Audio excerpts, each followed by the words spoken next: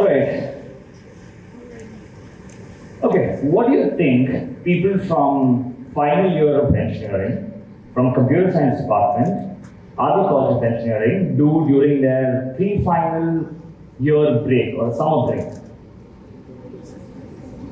Tech internships, coding projects, or maybe starting up some company? Well, most of my batch was doing that. There was this one crazy kid who was in Goa, designing and painting shoes, selling it in a Saturday night flea market in Orpora, Goa. And that crazy kid was me. A year later, even before that, my parents thought I was crazy doing all of this. My friends thought I'm wasting my time doing all of this, middle of final year campus placements approaching, which I think most of you here are soon going to approach. But there was something within me that told me, there's no blueprint that could define what I am going to do. Fast forward 1 year, the campus placement seasons arrived, and I had 2 offers. First, an offer from this company called Mu Sigma, a boutique analytics firm, which not many people knew back in those days, a role for data scientists. And the other offer was a tech role from a tech giant, proper developer role, global firm, a prestigious brand, and all of that. And mind you, this firm paid 2x of what the Mu Sigma offer was. Very simple choice, right? Very simple choice. I took the Mu Sigma offer. And my father was like, what is this music that you're doing? Not even Mu Sigma, music. My friends were like, hey, you have a 9.1 CGPA. Why are you planning to waste your time in this company that none of us know about? Deep down, I knew one thing, that hey, it is sometimes very important that you know what you don't want to do. I didn't want to be a full-time developer. I knew what I wanted to do, and sometimes it's very important when you know what you don't want to do. There's no better career compass than that, right? And then let's fast forward 10 years from there. I've spent about half a decade in Amazon in that time, and life is going great. I'm solving some really complex global problems, machine learning, Alexa, NLP, brightest minds in the country are working with around me. And 5 years on, and very comfortable, growth, promotions, all of that, and I quit. I quit to join an edtech startup and called Irreplaceable Learning, and where my role was to build the data science vertical from the scratch. The CEO there, while hiring, asked, Karthik, is this really something that you want to do? I said, absolutely yes. In fact, in one of the events, I remember him saying, he will not last for more than a year here. But here I am, 4 years later, with Irreplaceable Learning. And the question was, why move away from Amazon? For me, one of the things that I learned during this journey, or what it taught me, was you become very comfortable with you doing something, and comfort is the biggest enemy of growth. And I didn't want to stay in that zone, right? I wanted to move away. So I gave you 3 different stories, and I'm not here to tell you my success story, and I'm here to kind of tell you the blueprint for the irreplaceable. My name is Karthik. I'm going to tell you 3 different stories from here on to kind of help you break my journey for the future. These 3 different dots now, which I just talked about, were probably not making much sense to me back in those days. Steve Jobs said it best. You cannot connect the dots looking forward. It's always best when you connect it when you look backwards, right? And here I am today, trying to break this and try and put a blueprint to that. Let's move to the first story here is from Amazon. This was back in 2019. Again, 2 years into the system, I was solving complex problems in machine learning, global teams, high definition, high value, high impact, all of that. And this one day I was called into a meeting room by my manager, into his cabin. And I realized that while I was sitting there, I was handed over a document and that said performance improvement plan. I was shocked. 2 years of hard work, anticipating my promotion, and I get this document. I was shattered. And this is what the PIP means. And for context, PIP in corporate world is to say you're not meeting the bar. And either you fix yourself or you need to move out, right? So that was what PIP was. I was shocked. I was shattered because of the kind of performance that I was putting in, day out, and this is what I got. And I walked back. I still remember that walk back through the corridor in Bangalore, headquarters of Amazon, and sitting there and realizing that I sat in front of my desk, my monitor. I was frozen for hours. I didn't know what I was doing wrong. One thing that I knew what was behind the scenes was, this is not about my work. This is much beyond that, right? We call it corporate politics, call it whatever, but that was the moment of truth. And I knew this is not the story that I wanted to define or wanted to be scripted. So I sat there and I looked within. And that is where I started looking inwards to say, hey, I know what my worth is. I've always been a top performer during my college days, during my work. This is not what defines me. And I also remember my manager even told me this, that if you wish to look out or look into another team, we'll be happy to support you. And that kind of did not sit well with me. I was anticipating a promotion and this is not flying. So I kind of sat down and looked within myself and said, this is not what my story should be.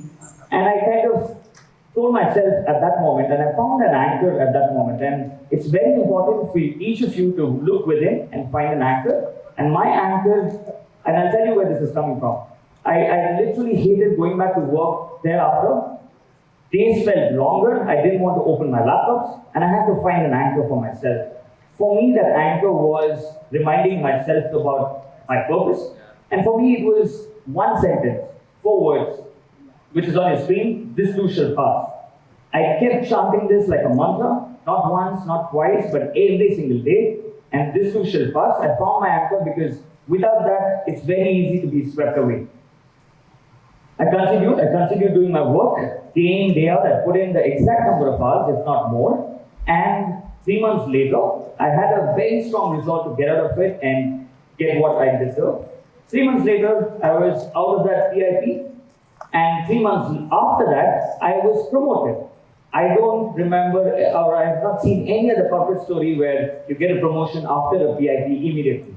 Not in my circle at least, right? That was my story of the resolve that I went through during Amazon. And there is a pattern to this. And that was the first time I saw this pattern, which is you go within, you find your anchor, and you resolve it, right? This is my first story. Coming to the second one, the storm, what I call it.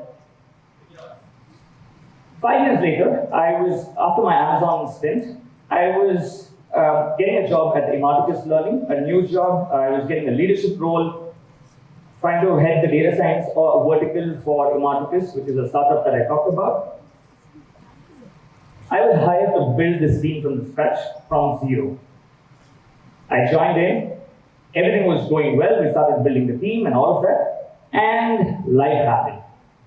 My mother was diagnosed with a serious medical condition which needed an immediate major surgery. My father was diagnosed with an eye surgery for glaucoma, and at the same time, there was a legal case that my family was battling day in, day out at that same period. So you can put yourself in my shoes. I'm juggling between hospitals, advocate's office, police station, and boardrooms, and sometimes on same day, I'm doing all 4 of these. That was the moment I saw within, and I still remember the day sitting outside that ICU ward in the hospital corridor.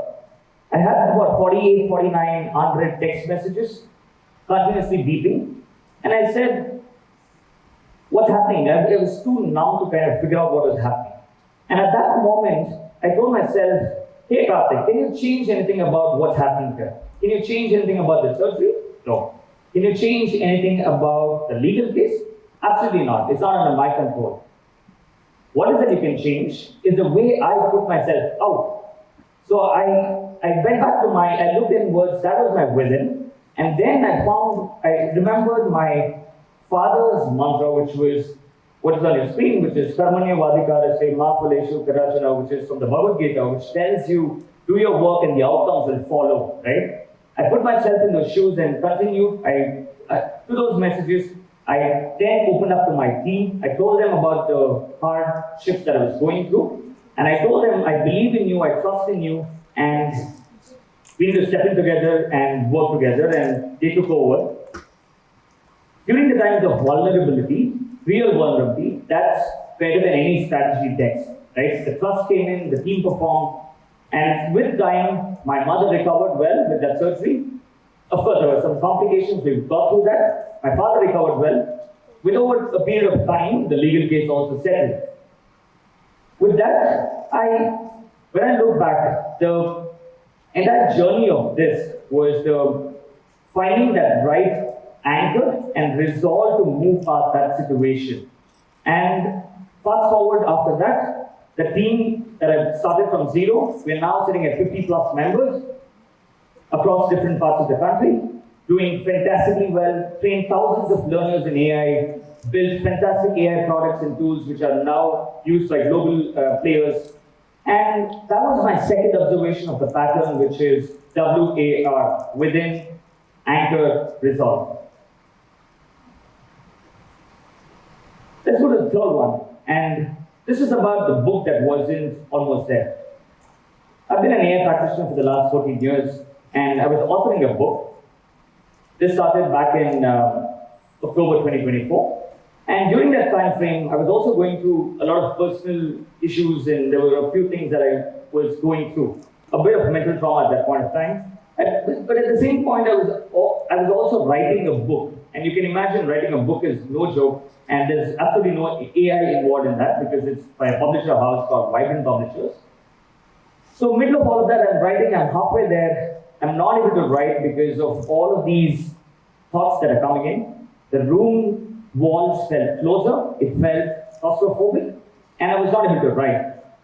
And at that point of time, my publisher told me that, hey, Karthik, you're missing your deadlines. If we miss another deadline, we probably will have to cancel your contract about the book.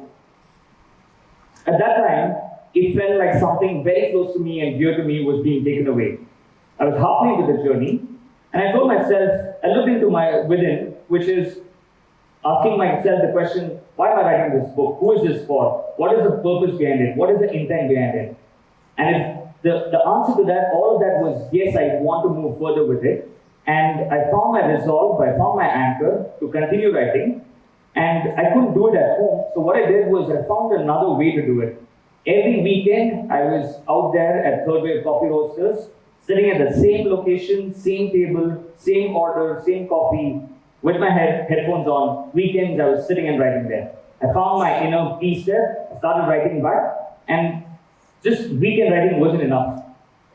It had to be done on weekdays as well. And I found my time from 1 a.m. to 3 a.m. every single day.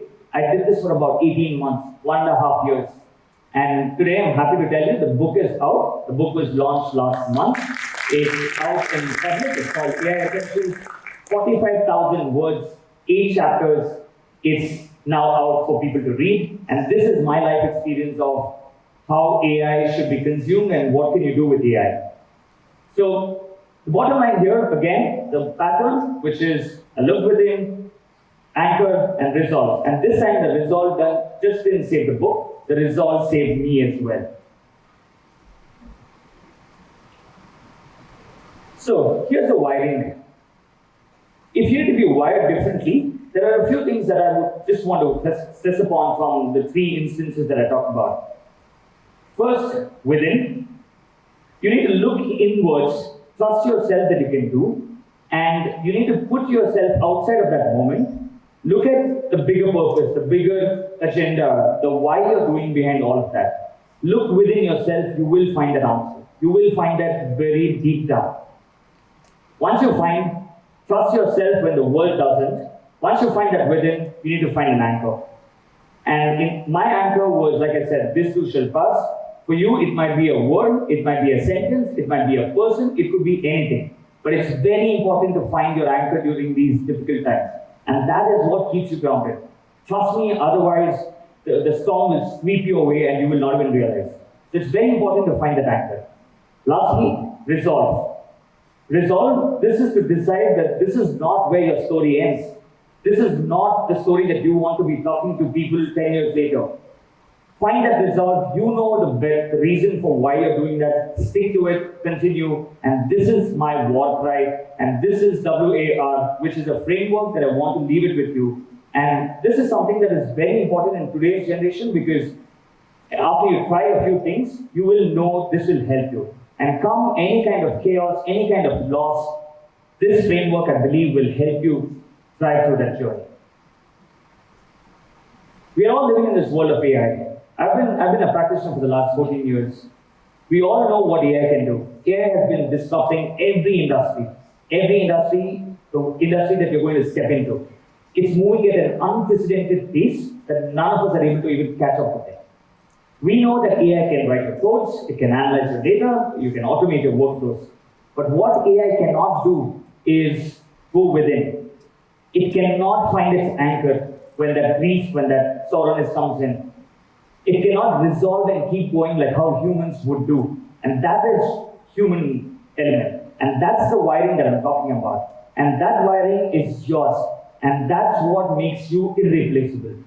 So remember the WAR framework. And in this world of AI, this is changing rapidly. But please remember that wiring is yours and you're going to be irreplaceable. And that's what makes you irreplaceable. Lastly, I want to leave you with thought that all of us have fallen down. Some of you might have not experienced it, but trust me, at some point of time, you might experience something of that sort, at some point of time.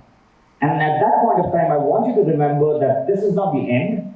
And when you fall, when you hit the rock bottom, the only way you go is upwards.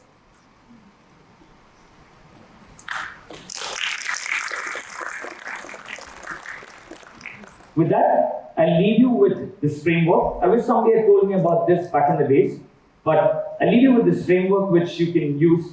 But sometimes you don't really need even a framework or a TEDx talk to do that, but you need to experience yourself. And the experience, when you're in those difficult times, the framework of WAR should be your war cry. And this is a blueprint for the irreplaceable. Go write yours. Thank you.